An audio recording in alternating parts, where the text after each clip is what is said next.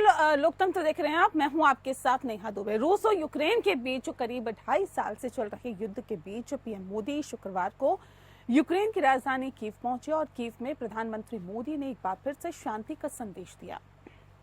Ukraine के राष्ट्रपति Zelensky से मुलाकात के दौरान पीएम मोदी ने दोहराया कि युद्ध से समस्या का समाधान नहीं होता है, बल्कि बातचीत और कूटनीति समस्या का हल होती है।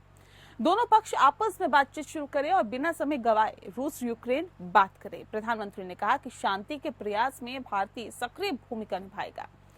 दरअसल प्रधानमंत्री नरेंद्र मोदी की इस यात्रा पर दुनिया भर की नजर टिकी हुई है। दुनिया को उम्मीद है कि पीएम मोदी दोनों युद्धरत देशों के बीच शांति दूत बन सकते हैं।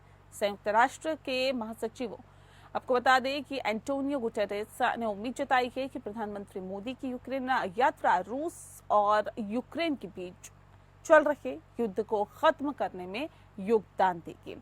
ऐसे में सवाल यही है कि क्या पीएम मोदी दोनों देशों को बातचीत के टेबल पर ला पाने में कामयाब होंगे? इस रिपोर्ट को देखिए।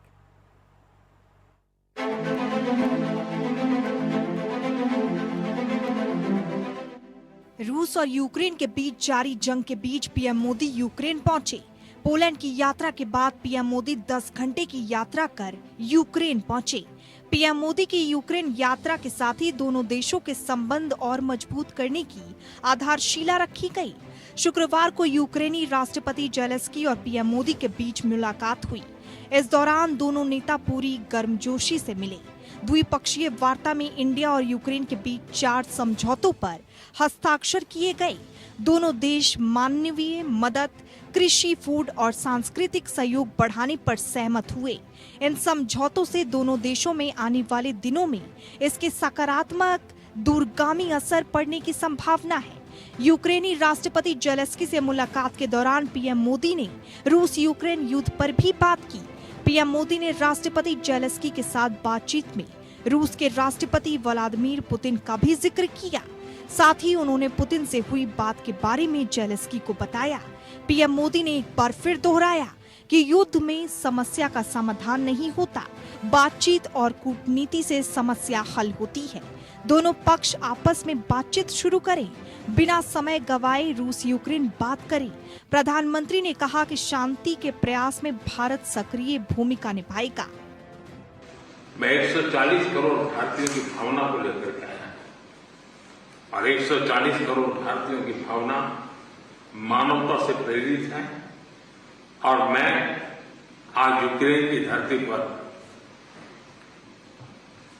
शांति का संदेश लेकर के आया। मैं आपको विश्वास दिलाता हूं कि मानवीय दृष्टिकोण से भी जिस प्रकार की मदद की आवश्यकता होगी, भारत हमेशा हमेशा आपके साथ खड़ा रहेगा और 2 कदम आगे चलेगा। कुछ समय पहले समरकंद में जब राष्ट्रपति पुतिन से मिला तब मीडिया के सामने आंख से आंख मिला करके मैंने उनको कहा था कि ये युद्ध का समय नहीं है। दोनों पक्षों को साथ बैठ करके इस संकट की घड़ी से बाहर निकलने के रास्ते तलाशने होंगे। एक मित्र के रूप में मैं आपको विश्वास दिलाता हूं। एक्सेलेंसी, मैं आज जब आया हूं और नेशनल डे है, मैं चाहूंगा कि हम सब जल्दी से जल्दी शांति के सूरज को उगता हुआ देखें।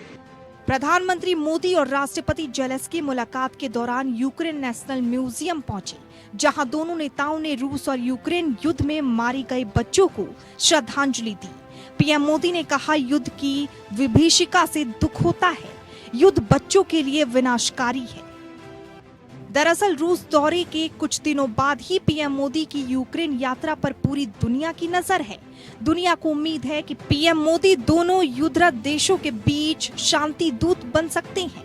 पीएम मोदी की पुतिन और जेलेंस्की दोनों से ही दोस्ती के संबंध हैं। ऐसे में संयुक्त राष्ट्र के महासचिव एंटोनियो गुटेरेस ने उम्मीद जताई कि पीएम की यूक्रेन यात्रा रूस और यूक्रेन के बीच चल रहे युद्ध को खत्म करने में योगदान देगी। शुक्रवार को जब पीएम मोदी ने जेलेंस्की से मुलाकात की, उनके गले मिले जेलेंस्की के कंधे पर हाथ रखकर पीएम ने कहा और भरोसा दिलाया कि भारत युद्ध के विरोध में है और हर संकट में यूक्रेन के लोगों के साथ खड़ा है। पीएम मोदी ने जब रूस की यात्रा की थी, पुतिन से गले मिले थे तो जेलेंस्की ने नाराजगी जताई थी, लेकिन आज जेलेंस्की के चेहरे से नाराजगी गायब थी और दोनों नेता दोस्ती के नए बंधन में बंधे दिखे। पीएम मोदी का कीव में जिस तरह से स्वागत हुआ वो भी बता रहा है कि दोनों देश एक दूसरे को कितनी अहमियत दे रहे हैं।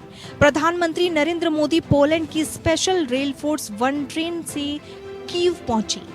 कीव स्टेशन पर जैसे ही पीएम मोदी ट्रेन से बाहर निकले, यूक्रेन के कई वरिष्ठ नेताओं और अधिकारियों ने हाथ जोड़कर उनका स्वागत किया। भारतीय समुदाय ने गर्मजोशी से स्वागत किया। पीएम मोदी ने कीव पहुंचने पर करीब 200 भारतीयों से मुलाकात की। युद्ध के बीच यूक्रेन पहुंचने पर यूक्रेन में रह रहे भारतीयों को भी बड़ी हिम्मत मिली। यूक्रेन के दौरे पर जाने वाले प्रधानमंत्री नरेंद्र मोदी पहले भारतीय प्रधानमंत्री हैं। साल 1991 में सोवियत संघ के टूटने के बाद यूक्रेन की स्थापना हुई थी। तब से लेकर आज तक कोई भी भारतीय प्रधानमंत्री यूक्रेन नहीं गया था। पीएम मोदी ऐसे समय में क्यों पहुंचे हैं जब रूस और यूक्रेन के बीच महीनों से जंग जारी है। ऐसे में उम्मीद ही की जानी चाहिए कि पीएम की ये यात्रा रूस और यूक्रेन को बातचीत के टेबल पर साथ लाने में मदद करेगी, ताकि जंग की आग में झुलस रहे दोनों देश शांति की राह पर लौट सके। Bureau report, APN.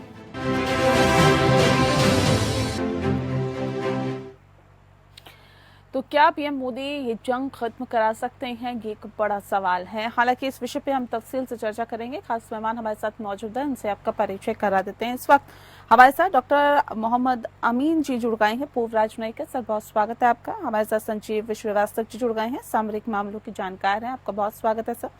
और तनुज दीक्षित जी हमारे साथ जुड़ गए हैं, जो कि राजनीतिक विश्लेषक हैं। तनुज जी, आपका भी बहुत स्वागत है।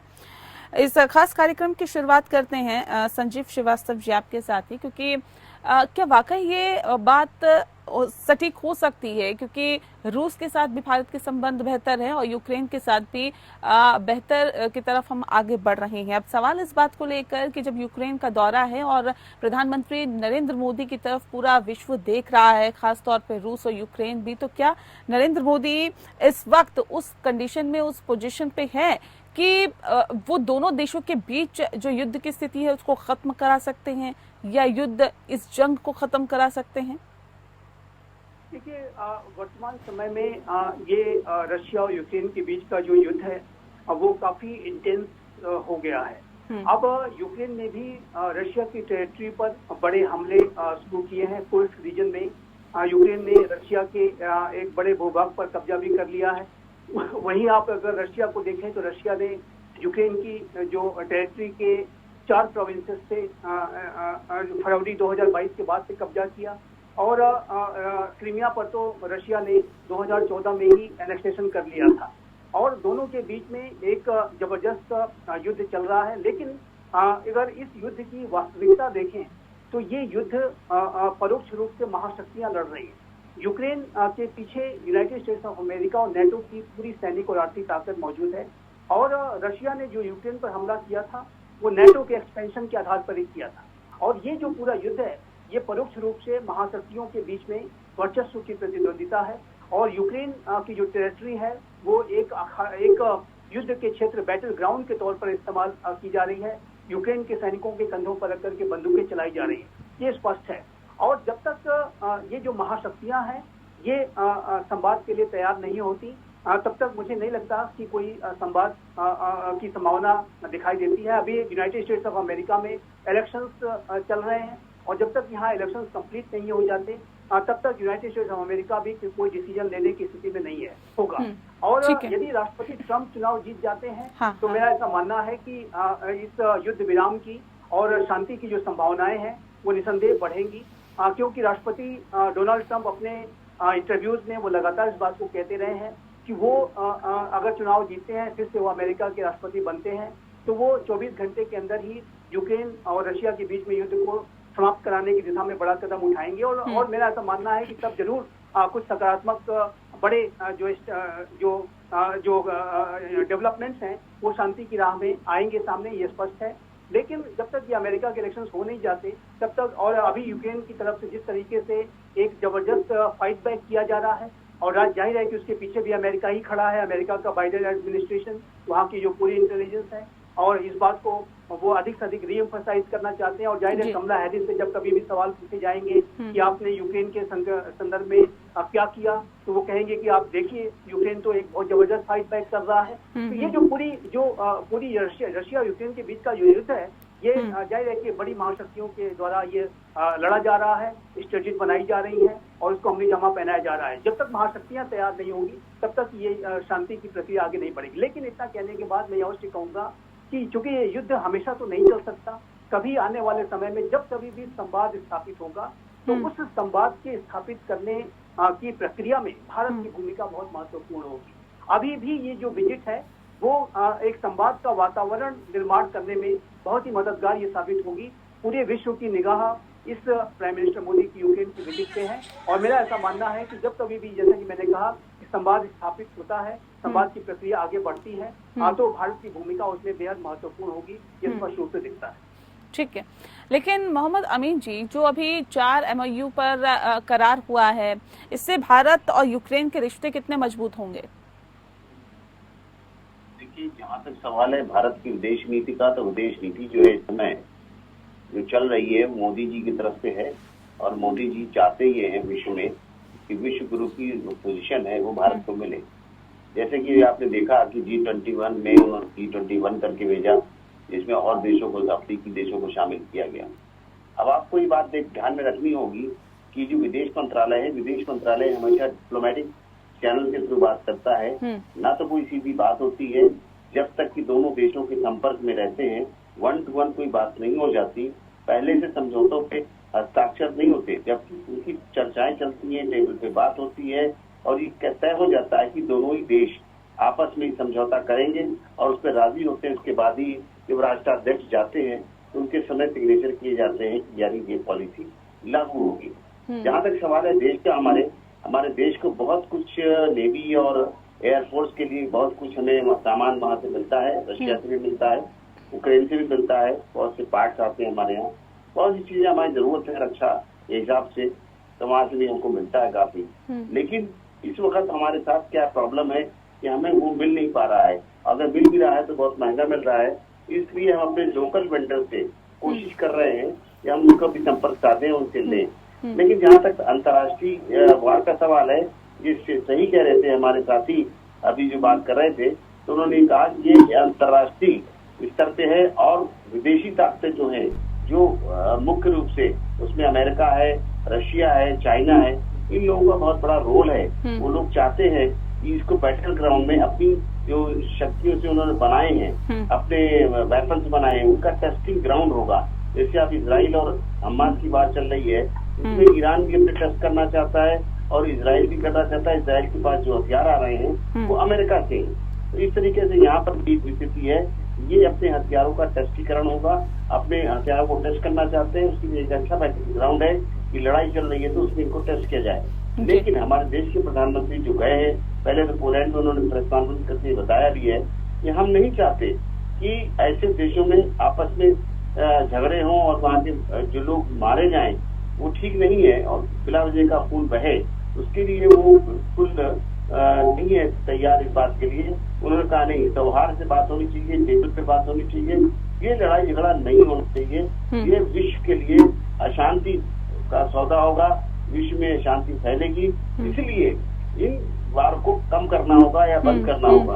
तो इस मामले में उन्होंने पहले जाकर रशिया से बात की और रशिया का माइंड भी लिया होगा, पुतिन की बात भी सोची होगी, समझी होगी और उनकी बात समझ के तब जाके उन्होंने पहल की है यूक्रेन के पास जाने की और यूक्रेन से बात की है। उस वक्त भी हमने देखा था कि यूक्रेन जब रूस गए थे प्रधानमंत्री, तो यूक्रेन की नाराजगी भी खुलकर सामने आई थी, लेकिन अब वो नाराजगी भी कहीं ना कहीं दिखाई नहीं देती है। बहरहाल पहले रूस के दौरे पर, फिर पोलैंड, फिर यूक्रेन और उसके बाद जो उनका दौरा है जाहिर तौर पर चलता जा रहा है। मैं आती हूँ आपके साथ, आपके पास मोहम्मद अमीन जी, लेकिन तनुज दीक्षित जी, सवाल इस बात को लेकर है सर, राजनीतिक तौर पर अगर इस दौरे को देखें तो क्या खास आपको इसमें लग रहा है? देखिए, सबसे खास यही है कि हम एक चीज को नजरअंदाज नहीं कर सकते। 18,000 भारतीय छात्र यूक्रेन में या तो फील्ड ऑफ मेडिसिन में या बिजनेस प्रोफेशनल की स्टडीज के लिए आईटी इंजीनियरिंग के लिए या अदर फार्मास्यूटिकल एजुकेशन के लिए वहां पढ़ रहे हैं। और 30 यूक्रेन कल्चर एसोसिएशन ऐसे हैं पूरे देश में जो भारतीय डांस को प्रमोट करते हैं। भारत और यूक्रेन का जो संबंध है वो आज से नहीं है। यूक्रेन जो है सेकंड लार्जेस्ट यूरोपियन कंट्री है रशिया के बाद। तो ये बहुत बहुत बड़ी बात है। ये ईस्टर्न यूरोप की सेकंड लार्जेस्ट कंट्री है। साथ ही साथ इसके अंदर एक चीज अगर हम संबंधों की बात करें तो आर्म्स के डिफेंस के सेक्टर में भारत और यूक्रेन का एक अलग ही संबंध रहा है। अगर आपको बता दें, यूक्रेन में बनने वाले R-27 मिसाइल्स का इस्तेमाल जो है इंडियन एयरफोर्स के द्वारा किया जाता है। साथ ही Su-30 MKI फाइटर्स जैसी जो हमारे यहाँ पर प्लेन्स हैं, इनका भी इस्तेमाल हम लोग कर रहे हैं। इसके अलावा हम आपको ये बता दें कि भारत और यूक्रेन के जो संबंध है, इनको आने वाले समय में देखिए शुरू से डेवलप है। जब से 1991 में सोवियत यूनियन से इंडिपेंडेंट राष्ट्र बना यूक्रेन, तभी से भारत के यूक्रेन के साथ में एक अलग ही संबंध है। खास करके हम लोग अगर बात करें तो मिलिट्री, पैरामिलिट्री, मिलिट्री और डिफेंस मिनिस्ट्री में जो है शुरू से खास करके DRDO के साथ में भी। जी ठीक है। देखिए, जाहिर तौर पर एक बड़ा कदम यहाँ पर प्रधानमंत्री नरेंद्र मोदी ने उठाया और भारत का हित भी इसमें देखा, इसमें कोई दो राय नहीं है। लेकिन संजीव जी, आवाज आ रही है, आप तक पहुंच रही है?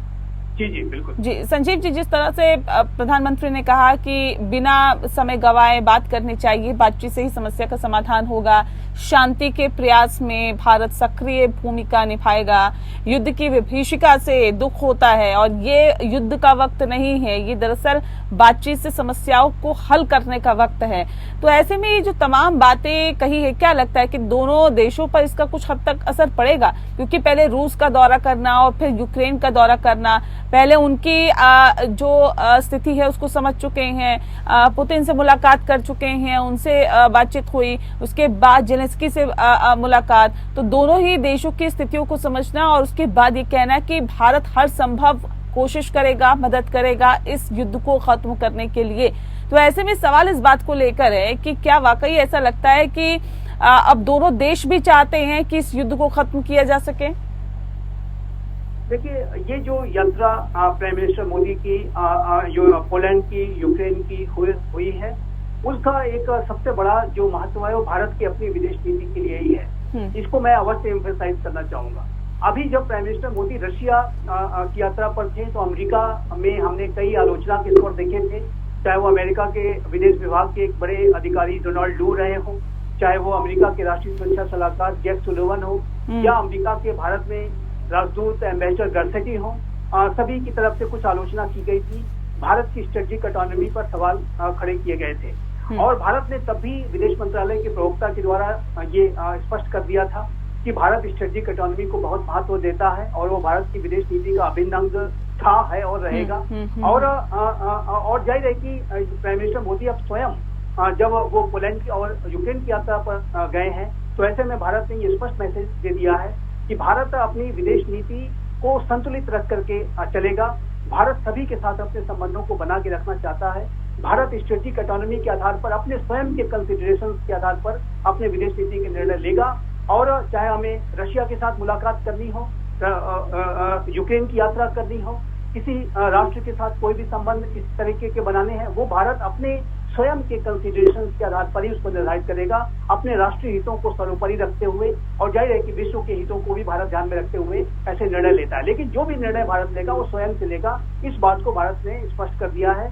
अमेरिका में और वेस्टर्न कंट्रीज में, वहाँ की मीडिया में जो कुछ सवाल उठाए जा रहे थे, जाहिर है कुछ सवालों का और शंकाओं का निराकरण हो गया है और भारत का जो स्टैंड है वो बहुत स्पष्ट हो गया है। जहाँ तक इस युद्ध के समाप्ति की बात है, वर्तमान समय में यह युद्ध बहुत ही इंटेंस हो गया है और जब तक अमेरिका में इलेक्शंस हो नहीं जाते और जब तक वहाँ पर जो है नई सरकार को हम देख नहीं लेते, जैसा कि मैंने कहा राष्ट्रपति ट्रंप आते हैं तो ऐसे में युद्ध विराम की संभावनाएं बहुत बढ़ जाएंगी।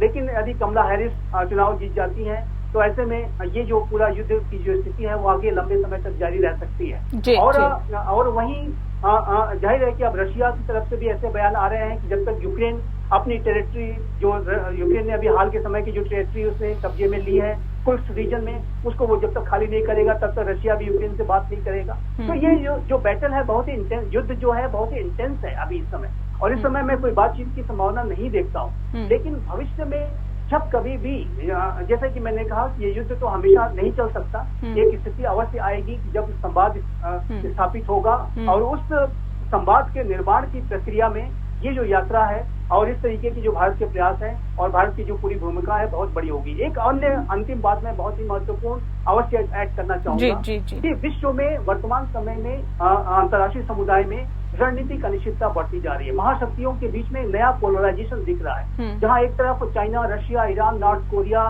सीरिया, बेलारूस जैसे राष्ट्र एक खेमे में आए हैं, वहीं दूसरी तरफ यूनाइटेड स्टेट्स ऑफ अमेरिका, उसके नेटो के एलाइज, उसके जो अन्य एशियन एलाइज और कुछ पार्टनर्स हैं, और एक नए शीत युद्ध का खतरा विश्व में दिखाई दे रहा है। हथियारों की होड़ बढ़ रही है, आर्म्स कंट्रोल को लेकर के जो रेजिम्स है वो टूट रही हैं। तो एक ऐसे समय में कि जब नया शीत युद्ध की जैसी बनती हुई स्थितियां दिख रही हैं और महाशक्तियों के बीच में टकराव की संभावनाएं बढ़ती जा रही हैं, ऐसे में भारत ने इस तरीके की विजिट को करके अपनी भूमिका को, अपनी पोस्चरिंग को स्पष्ट कर दिया है कि भविष्य में जब कभी भी महाशक्तियां अगर टकराव के मूड में, टकराव के स्थिति में आएंगी, तो ऐसे में भारत की जो भूमिका इस तरीके के टकराव को समाप्त करने की और विश्व में शांति, सुरक्षा, स्थिरता को बनाए रखने में बहुत महत्वपूर्ण होगी। भारत ने उस दिशा में अपनी उस पोस्चरिंग को करने की दिशा में बड़ा कदम जाहिर है उठा लिया। ये जो विजिट है वो भारत के भविष्य की आने वाली भूमिका को तय करेगा, ये स्पष्ट रूप से दिखता है। ठीक है, लेकिन मोहम्मद अमीन जी, सवाल इस बात को लेकर है कि भारत की तरफ क्यों पूरा विश्व देख रहा है कि अगर कोई देश जो है वो मध्यस्थता कर सकता है तो वो सिर्फ भारत है। क्या इसके पीछे की वजह ये है कि अभी तक जो स्टैंड रहा है बहुत ज्यादा न्यूट्रल रहा है भारत का दोनों ही देशों की तरफ? ना तो इनकी तरफ है ना उनकी तरफ है, लेकिन वो ये भी चाहता है कि अंतर्राष्ट्रीय स्तर पे जो इस तरह के युद्ध हो रहे हैं उन युद्धों से एक्चुअली भारत को भी देखा जाए तो इकोनॉमिक लेवल पे और जो उनके समझौते हैं उन पे भी फर्क पड़ता है। जैसे कि हमारे बहुत से जो एयरक्राफ्ट हैं अपग्रेड होने से एयरफोर्स के, उनका नहीं हो पा रहा है, जो कि जाने थे यहाँ से वो इससे युद्ध के तहत हम नहीं जा पा रहे हैं। हमारे सैन्य शक्तियों के जो यूज होते हैं, हमारे हथियार, वेपन्स और जो भी हमारे नेवी और एयरफोर्स के लिए, उसमें जो अपग्रेडेशन होना था वो नहीं हो पा रहा है। क्यों? क्योंकि वहाँ वार चल रही है। इसी तरह बहुत सी चीजें हम इंपोर्ट करते हैं और बहुत सी चीजें हम देशों को एक्सपोर्ट करते हैं, उसमें भी हमारे बहुत व्यापार पे भी फर्क पड़ रहा है। तो हमेशा ये नहीं चाहेगा भारत कभी भी कि हमारे पड़ोसी देशों में इस तरह की लड़ाई झगड़ा हो।